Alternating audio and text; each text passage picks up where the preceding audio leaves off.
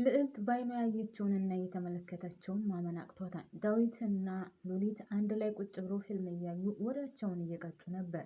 እናም ያየችውንና የተመለከተችውን ማመን አቅቷት 30 ጊዜ አይኗን እያሸች ነበር ስትመለከታቸው የነበረው። በነገራችን ላይ ዳዊት ለሉሊት አሁን ፍቅር እያደረበት ነው። በተለይ ደግሞ ኤልሳ ከስር ከስር ስለምጨቀጭቀው እሱ ፊት ላይ የሚታየው ነገር ምን እንደሆነ፣ ምን እየታየ እንደሆነ፣ ምን አይነት ስሜት እየተሰማው እንደሆነ ለራሱ ማውራት ጀምሯል።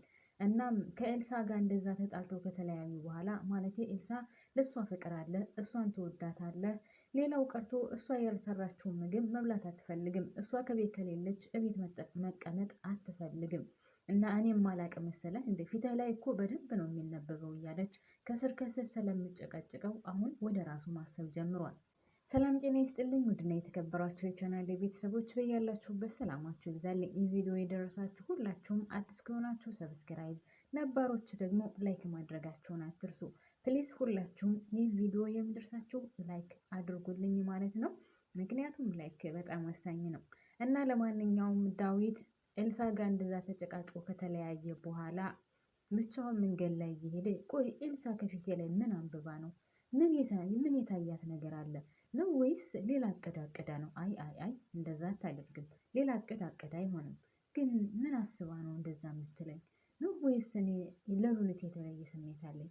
በነገራችን ላይ ሉሊት ከሁሉም የተለየች ናት። እንዴት አይነት ሙሉ ሴት ናት ሉሊት! በጣም ነው የሚገርመው። እናንተ በነገራችን ላይ የዛ ጊዜ እቅፍ ሳደርጋት የተለየ ስሜት ነው የተሰማኝ። ወይ ጉድ! ምን አይነት ሙሉ ሴት ናት እያለ ዳዊት ለብቻው መንገድ ላይ እየሄደ ያወራል። በሌላ በኩል ኤልሳ ካሌብን ቀጥራ በሚገርም ሁኔታ ትጨቀጭቀዋለች። ካሌብ ምንም ነገር አይወዳትም፣ አያፈቅራትም። ግን እሷ ራሷን በዚህ ደረጃ ዝቅ ማድረጓ በጣም ነው የሚገርመው። አንተ የማታውቀው ነገር አለ፣ ብዙ ነገር እየተፈጠረ ነው። አንተ እኮ የዋህ ነህ፣ አንተ ግን አይገባህም። ብዙ የተፈጠረ ነገር አለ አንተ የማታውቀው ብላ ስትለው የተፈጠረውን ነገር ንገሪኝ፣ ያለበለዛ ዝም ብለሽ አታውሪብኝ። እኔ ከአንቺ ጋር የምሆንበት ምንም አይነት ምክንያት የለኝም ብሎ ሲላት አንተ እኔን ካላከበርከኝ ምንም ነገር አልነግርህም። እኔ ለአንተ ያለኝ ስሜትና ለአንተ ያለኝ አመለካከት የተለየ ነው። ለማይፈልጉት ሰዎች ጋር ከማይፈልጉት ሰዎች ጋር ለምንድን ነው እንደዚህ የምትሆነው ብላ ስትለው የተፈጠረውን ነገር ለምንድን ነው የማትነግረኝ? ምንድነው የተፈጠረው ነገር? ከተናገርሽ ተናገሪ ብሎ አንገቷን እንቅስ ያደርጋት። ካሌብ ልቀቀኝ ብላ እጁን ምንጭቅ አድርጋ ወደዛ ተወረውርና ሲጀመር አንተ ለእኔ ክብር የሚባል ነገር የለህም። እኔን አታከብረኝም። እኔ እወድሃለሁ፣ አፈቅርሃለሁ። ሌሎቹ አንተን አይወዱህም። ዳዊት እኮ በፍጹም ሉሊት ለአንተ ልትሆን አትችልም። ይልቁንስ ከዳዊት ጋር ፍቅራቸው እየጨመረ ነው። መቼውንም ቢሆን ሉሊት ለአንተ ልትሆን አትችልም ብላ ስትለው እሱ ደግሞ ከአንቺ ጋር የምሆንበት ምንም አይነት ምክንያት የለኝም። ሉሊት የኔና የኔ ብቻ ናት። ማንም እንድነካት አልፈልግም ብሎ ስላት ኧረ እባክህ ተው እንጂ ዳዊትና ሉሊት እኮ ፍቅራቸው ጨምሯል። እሷ ያልሰራችውን ምግብ ወይም እሷ ከቤት ከሌለች እንኳን ይደብረዋል። እሷ የሰራችውን ምግብ ነው የሚበላው። እሷ ያነካካቸውን ምግብ በፍጹም አይበላም። አንተ ግን የዋህ ነህ። አንተ ግን ጅል ነህ። አንተ ግን አይገባህም። አንተ ብቻ ያላለችው ነገር የለም። ምክንያት የተከበራችሁ ቤተሰቦች እኔ የኤልሳ ነገር በጣም ነው ግርም የሚለኝ። ከሉሊት ጋር ሄዳ ሌላ ነገር ትላለች፣ ዳዊት ጋር ሄዳ ሌላ ነገር ትላለች፣ ካሌብ ጋር መጥታ ሌላ ነገር ትላለች፣ ልዕልት ጋር ሄዳ የሌለ ትበጣረቃለች። እንደዚህ ብሎ ፍቅር ይሆናል እንዴ? እኔ ያችን ሰምቼም አላውቅም ሆነን ለመናገር።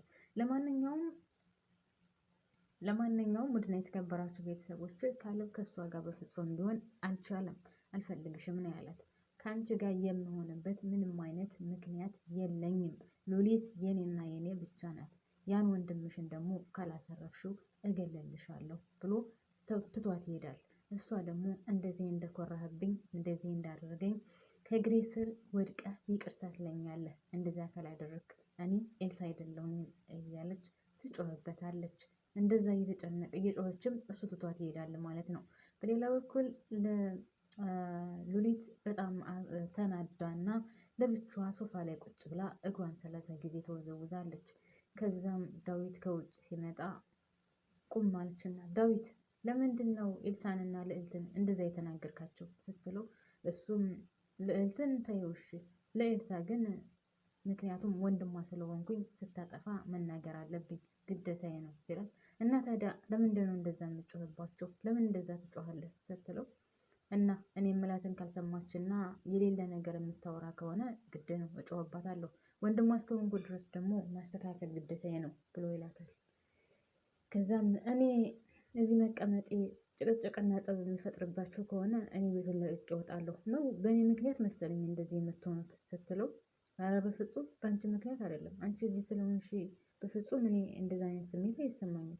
በዛ ላይ አንቺ እዚህ መሆንሽ ለእኛ ጌጥ እንጂ በፍጹም የኛ ጭቅጭቅ ሊሆን ወይም ምክንያት ሊሆን አይገባውም አይደለም ብሎ ሲላት፣ አይ እኔ እዚህ መቀመጤ የጭቅጭቃቸው መንስኤ የሆንኩ ነው የመሰለኝ። ምክንያቱም ቤት እስከምናገኝ ነው እንጂ እኮ እንወጣለን ስትለው፣ እኔ የምልሽ አሁን ቤቱ ምን ያደረጋችሁ ምን እያደረግሽ ነው ስለ ቤቱ ጉዳይ ሲላት፣ ያው ስለ ቤቱ ጉዳይ እንግዲህ ለደላላዎቹ ነግራቸዋለሁ እናም እናገኝልሻለን ብለውኛል ስትለው፣ በቃ ይዞሽ እኔም እፈልግልሻለሁ የማውቀውን ሰው ጠያይቄ እፈልግልሻለሁ ሲላትም፣ እሺ በቃ አመሰግናለሁ ብላ እሱ ነው መጀመሪያ ወደ ሉሊት ጠጋ ብሎ፣ አረ በፍጹም ችግር የለውም ይሄ ላንቺ ሲያንስሽ እንጂ አልበዛብሽም ብሎ ትከሻዋን እጁን ትከሻዋ ላይ ጣል ያደርገዋል።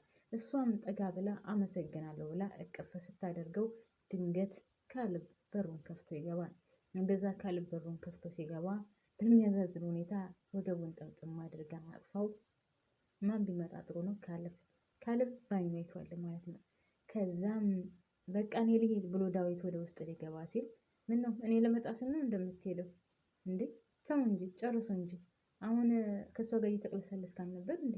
እኔ ስመጣ ለምንድን ነው እንደዚህ ኩስትርትር የምትለው ብሎ ሲለው፣ ሉሊት እያየሽው ነው አይደለ? በቤቴ ውስጥ እየተናገረኝ ነው። እኔ አንቺን ብዬ እንጂ እሰራለን ነበር። ከቤቴ መጥቶ ለምን ይናገረኛል ሲለው፣ እኔም እኮ ለአንተ አላንስልህም። ከአሁን በኋላ አንተን እኔም አልለማመጥህም። ስለዚህ መሞካከር እንችላለን ሲለው፣ ሉሊት ደግሞ ከመሀል ሆና ይሄኛውን ወደዚህ ያኛውን ወደዛ ተው እያለች ታገላግላለች። ሁለቱ በዛ በዚህ ሆነው ይፎጋገራሉ፣ ይሰዳደባሉ። እገልሃለሁ፣ እመታሃለሁ ይባባላሉ። ሉሊትን ካሁን በኋላ እንድትነካት አልፈልግም፣ ከአጠገቧ እንድትደርስ አልፈልግም። አንተ የሰው ፍቅረኛ መያዝ ትልቅ ነገር መስሎ ነው እንደሚታይህ ሲለው፣ ካሌብ ዳዊትም አንተ ከቤት መጥተህ እንደዚህ አትናገረኝ፣ እኔ አንቺ ስላለሽ እንጂ ሉሊት ይህን ልጅ አፈርድኜ ነበር ማበላው፣ ነገር ግን አንቺ ስላለሽ ነው እያለ እሱም ይፎክራል። ዳዊትም እኔ ካሁን በኋላ ልታገስህም በፍጹም የምታገስበት ምክንያት የለኝም ብሎ ሲለው፣ ካሌብ መልስ አድርጎ እኔም አንተን የምታገስበት ምንም አይነት ምክንያት የለኝም፣ ስለዚህ በቃ እገላለሁ እየተባባሉ ለማንኛውም ካሌብ ትቶ ይወጣል ማለት ነው። ዳዊት በጣም ተናዶ እኔ አንቺ ስላለሽ እንጂ የእውነት ይህን ልጅ እደበድበው ነበር፣ እገለው ነበር፣ የሚበቃውን ያክልም ሰጠው ነበር እያለ ዳዊት አብሮ ሶፋ ላይ ቁጭ ብለዋል። እነሱ እንደዛ ተጨቃጭቀው ሁለቱም ይለያዩና በሌላ በኩል ኤልሳ ሶፋ ላይ ቁጭ ብላ ያን ሁሉ ያየች ስለነበረ ልዕልት ከውጭ ስትገባ ልዕልቴ እሱ እንደዛ ሳይሆን ልዕልት ከውጭ ስትገባ ሉሊት ውጭ ቁጭ ብላ ነበረ። ከዳዊት ጋር ተነጋግረው ምናምን ጨርሰው ቁጭ ብለው ነበር እና ልዕልት ከውጭ ስትመጣ ሉሊት ሰላም አለቻት ምናምን እና በቃ እኔ ወደ ውስጥ ልግባ አረፍ ልበል፣ የት ነበርሽ በጣም አስጨነቅሽኝ ምናምን ካለቻት በኋላ እናቷን ልትጠይቅ እንደሄደች እና እናቷ ደግሞ ለጊዜው አልጋ ተከራይታ እንደተቀመጠች ለሉሊት ትነግራታለች። ሉሊትም እናትሽ እንደዚህ እንድትሆን ስላደረግኩኝ በጣም ይቅርታ ትላታለች። እና በቃ እኔ ወደ ውስጥ ገባ ብዬ ልረፍ ብላት ሉሊት ስትገባ ልዕልት እዛው ሶፋ ላይ እንዳለች ኤልሳ ትመጣና አየሽ አይደለ አሁን ላንቺ ሀሳቢ ትመስላለች፣ ላንቺ መልካም ትመስላለች፣ በጣም እኮ ነው የምትገርመው ይቺ ነገረኛ ይቺ እያለች የማትሞላት ነገር የለም። ልዕልትም እባክሽን በእህቴና በእኔ መካከል አትግቢ፣ በእኔና በእሷ መካከል ገብተሽ እንደዚህ ነገር አታምጭብኝ፣ እኔ በመካከላችን ማንም ሰው እንዲገባ አልፈልግም ስትላት፣ አንቺ ጅል ነሽ፣ አንቺ ሞኝ ነሽ፣ የሚገርምሽ ነገር ያሰቡትና ያቀዱት ነገር አልተሳካላቸውም። ካሌብ መጥቶ ሁሉንም ነገር ድርምስምሱን አወጣው ስትላት፣ እንዴ ካሌብ ደግሞ እዚህ ምን ሊሰራ መጣ? ምን ያደርጋል? እንዴት ምን ያደርጋል ያለሽ? የሁለቱንም ነገር እኮ ስላወቀባቸው ነው። እናም ደረሰባቸው። እሱ ሲደርስባቸው መንቀል ቀራቸው ወጣ። ብታይ በጣም ነው የሚገርመው። አንቺ ግን እህትሽን እንደምትወጃት እንደምታከብሪያት፣ እሱ ያለችውን እንደምትሰሚያት ነው የማውቀው። እሷ ግን ላንቺ ጥሩ አይደለችም። እሷ እናትሽን እንኳን ትተሻት እንድትመጪ ነው ያደረገች ትላታለች። ውድና የተከበራችሁ ቤተሰቦች እዚህ ላይ አቆማለሁ። ቀጣይ ይዤላችሁ እመጣለሁ። አመሰግናለሁ።